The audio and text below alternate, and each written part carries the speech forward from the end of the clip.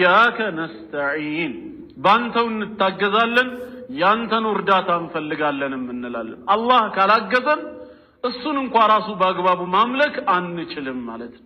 በማንኛውም ስራችን የጌታችን እገዛ የሱ እርዳታ ያስፈልገናል።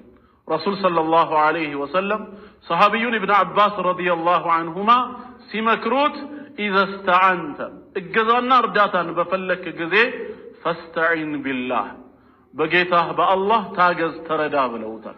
ሸይኹም ወቢሂ አስተዒን በሱ ታገዛለሁ በማለት በአላህ ስም ጀመሩና የመጀመሪያውን ባቡ ማዕሪፈቲላሂ ዐዘ ወጀል ወልኢማን ቢህ በሚለው ጀመሩት። ይህ ባብ የሚያወራው ወይም ይህ ርዕስ የሚያጠነጥነው በምን ዙሪያ ነው? ማዕሪፈቲላሂ ዐዘ ወጀል ክብሩ ከፍ ያለውን የላቀውን አላህን ማወቅና ወልኢማን ቢህ በእርሱ ማመንን በተመለከተ ነው ይላል። አላህን ከማወቅ በፊት ምንም አይነት እውቀት ቅድሚያ ሊሰጠው አይገባም። በአላህ ከማመናችን በፊት በምንም አይነት ነገር ልናምን አይገባንም። የእምነቶች ሁሉ መሰረቱ በአላህ ማመን ነው። የእውቀት ሁሉ ቁንጮ ፈጣሪ አምላካችንን አላህን በአግባቡ ማወቅ እሱን መረዳት ነው። ስለሆነም ሸይኹ ምን አደረጉ?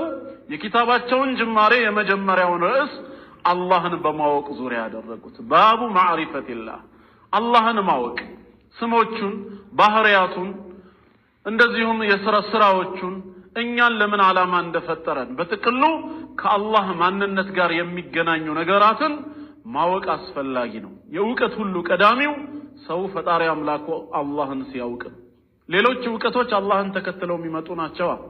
ስለ መላእክት ወይ ስለ ነቢያት ወይ ስለ መጨረሻው ቀን ስለ አኺራ ብናውቅ ይሄው ጌታ በቃሉ የነገረንን ነው። አላህ የዘረዘረልን ነው። መጀመሪያ ባለቤቱን ፈጣሪን አላህን ማወቅ ይቀድማል። ቁርአን በሱረቱ ሙሐመድ ምዕራፍ 47 አንቀጽ 19 ላይ አዑዙ ቢላሂ ሚነሽ ሸይጣኒ ረጂም ፈዕለም አነሁ ላ ኢላሃ ኢላላህ እነሆ ከአላህ በስተቀር በእውነት የሚመለክ አምላክ አለመኖሩን እወቅ ነው ያለው። የእውቀት ሁሉ ቀዳሚው የመጀመሪያው ተግባር ጌታ አላህን ማወቅ።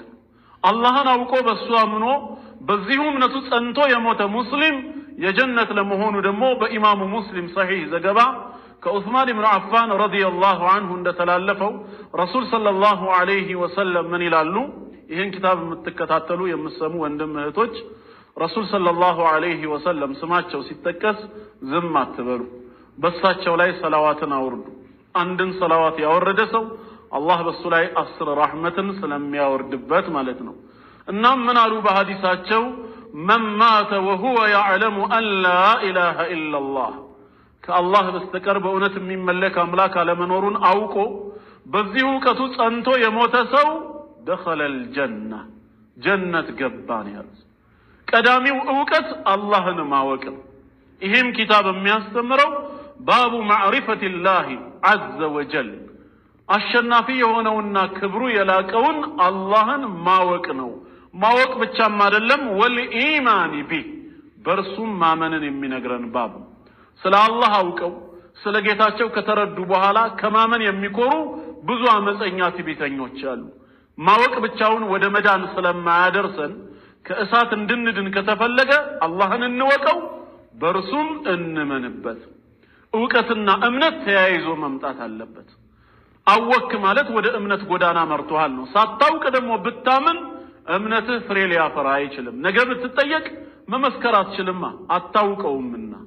አላህን ማወቅ በእርሱ ማመንም ያስፈልገናል።